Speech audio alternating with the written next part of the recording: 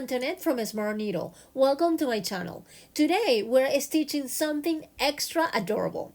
My brand new Quilty Cube Post. This is a little fabric box. It's just the sweetest thing ever. And it comes in 5 different hoop sizes. So you can make the perfect cube for a small gift, delicious chocolate, or even bigger holiday surprises. You're going to fall in love with the beautiful craftsmanship of this project. It's sturdy, neat, and look just like a quilted package. And wait until you see how easy and fun it is to make the cutest postage stamps to decorate your box. Oh my god, they are just so precious. So grab your fabric, thread, and holiday spirit. Let's start making our Christmas quilt cubes boxes together. Okay, let's get started. Let's hoop 2 layers of tear away stabilizer and run the first spool color over the stabilizer. Just a quick reminder, all my embroidery designs can be done in a single needle embroidery machine or a multi-needle embroidery machine. Now we're going to cover the whole guideline with 2 layers of cotton batting. You can use even 3 layers if your cotton batting is a little bit thin. Now keep running your machine for the next spool color. It will do the tack down stitch to attach the cotton batting to the project. After the tack down line has been done, we're going to trim all around it. Next, we're going to cover the whole cotton batting area with a piece of pattern fabric of your choice. Keep running your embroidery machine for the following spool color. It will do the tack down stitch to attach the pattern fabric to the project. Keep running your machine for the following spool color. It will do the next applique guidelines as the video shows. Now we're going to prepare our applique fabric. In this case, we're going to use heat and bond because we're doing blanket applique, so the edges of the applique fabric won't fry. Add heat and bond to the back of the fabric as the video shows. Make sure you iron the front and back really well so the heat and bond can fuse with the fabric. Next, we're going to cover the 3 applique guidelines as the video shows. Before laying the fabric down, make sure you remove the heat and bond paper backing. Keep running your embroidery machine for the next spool color. It will do the tack down stitch to attach the heat and bond fabric to the project. After the 3 tack down stitch line has been done, we're going to trim all around them. The next spool color will start doing the quilting pattern over the 3 applique fabrics as the video shows. The following spool color will start doing the blanket applique stitch all around the edge of the applique fabrics. In this step, I just want to show you a little trick I do with my applique fabrics. Sometimes I can't find the perfect fabric for certain projects, so I simply create it. I add extra color, tiny details, or even new designs using permanent fabric markers. It's so much fun, and honestly, you can even tell that the fabric was altered. In this case, I was looking for a fabric with red and blue stripes, but I couldn't find the right one anywhere. So I just added the blue stripe myself to a red and white stripe fabrics, and it turned out perfect for the Quilty Cube Post. Now the following 3 spool colors will start doing all the embroidery details as the video shows. If you turn your hoop to the back, you will see a little stitch line that was done at the beginning of the project. That tiny line is your guide. It shows you exactly where to place the ribbon to close your Quilty Cube box beautifully. Now you're going to place the ribbon as the video shows. You can hold it in place with a piece of paper tape. Then you're going to cover the whole project with a piece of pattern fabric of your choice. Just make sure the wrong side of the fabric is facing you. Keep running your embroidery machine for the last spool color. It will do a tack down stitch to attach all the fabrics together. As you can see on the video, the line leaves a gap or an opening large enough for you to turn your project inside out later on. Now let's go ahead and unhook your project, and then we're going to cut all around the tack down line, leaving about 1/4 inch seam allowance. And where the gap is, we can leave that fabric a little longer so we can tuck it in later on. Now let's turn the whole project inside out, and then let's shape those corners really well as the video shows. Now let's give our project a really good press. Iron the front and back of your panel so the herringbone fuses beautifully. Then gently tuck the fabric of the opening inward, since we'll be stitching that close a little later. Next, press along the stitch folds. This helps the panel start taking its shape and make your Quilty Cube Post come together nice and crisp. As you can see in these instructions, we just finished panel A. Now go ahead and make your second panel.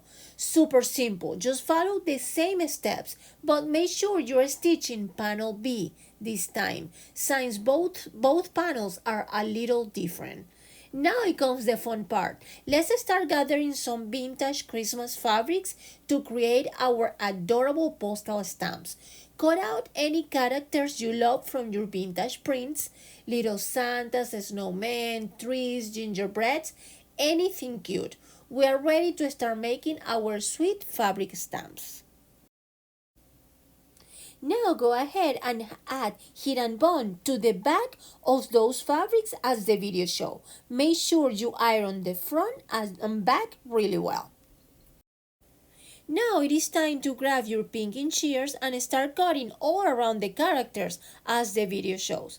Just try to leave a little bit of space between the character and the border. Now grab some solid color fabrics and add herringbone to them as well. In my case, I just pull a few solids from my herringbone leftover folder. Super handy.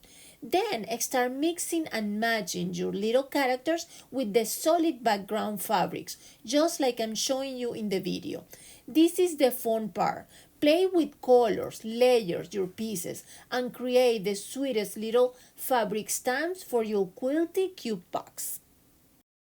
After you finish your arrangement, go ahead and remove the herringbone paper backing from your little characters.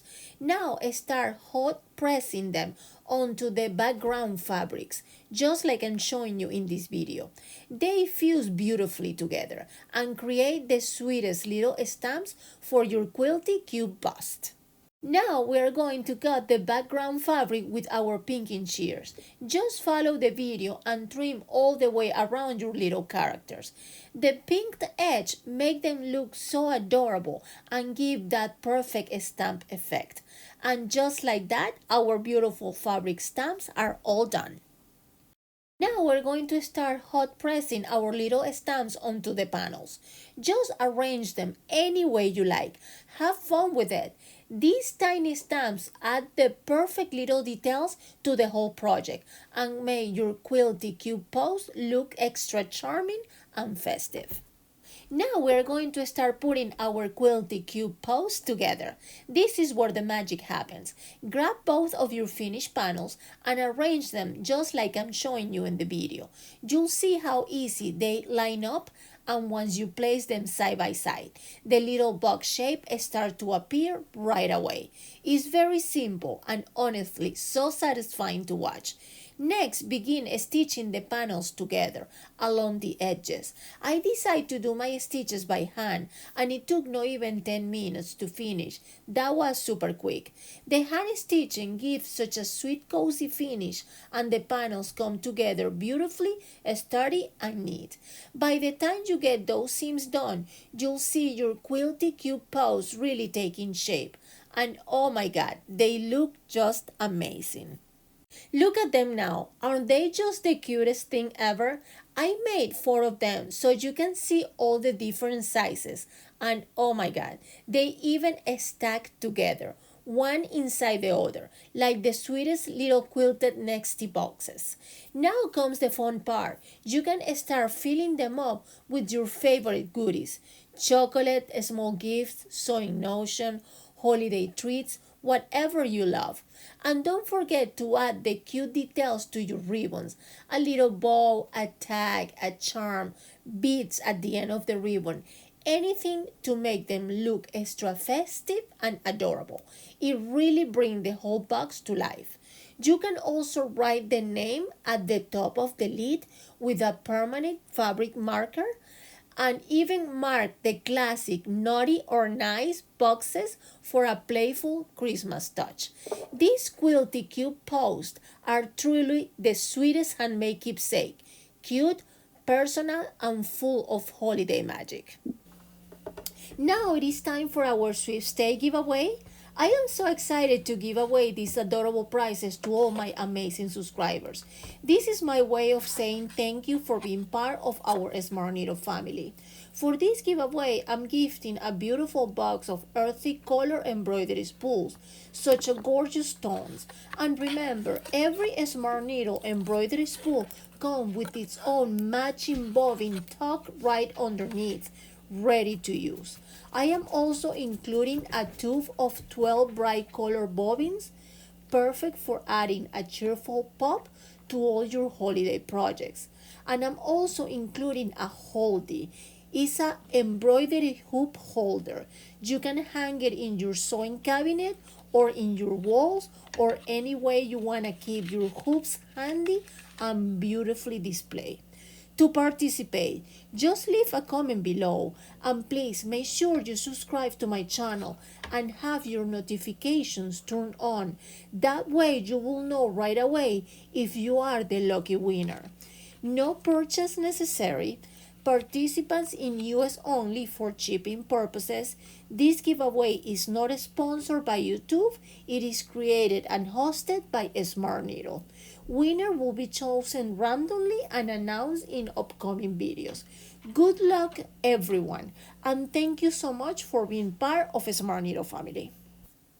I hope you had so much fun creating this adorable Quilty Cube Post. It's such a useful and festive little project. Remember, you can customize it with names, ribbon goodies, and all your sweet handmade touches. And if you enjoyed this video, please give it a thumbs up. It will help me immensely with the Smart Needle channel. Thank you so much for stitching along with me today. Take care, happy stitching, and I'll see you in my next video.